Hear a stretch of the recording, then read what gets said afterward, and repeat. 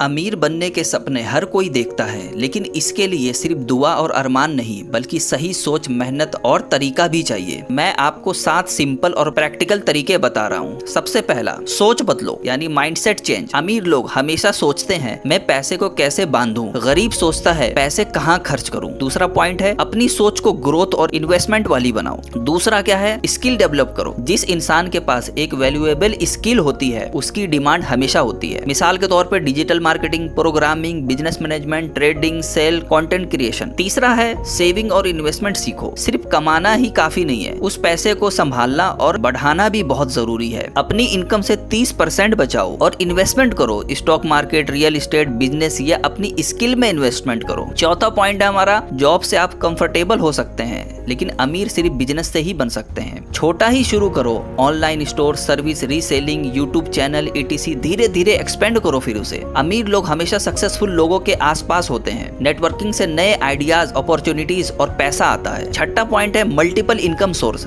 सिर्फ एक सोर्स पे डिपेंड मत रहो। Example, job, side business, investment, online earning. सातवां पॉइंट है, सब्र और कंसिस्टेंसी। अमीर एक दिन में नहीं बनता। अगर 5 से 10 साल लगातार सही डायरेक्शन में मेहनत करो तो 100% अमीर बन सकते हो। एक बात याद रखो, अमीर बनने के लिए मेहनत, दुआ, अक्लमंदी तीनों जरूरी है। सिर्फ शॉर्टकट या जादू ढूंढने से कुछ नहीं होगा।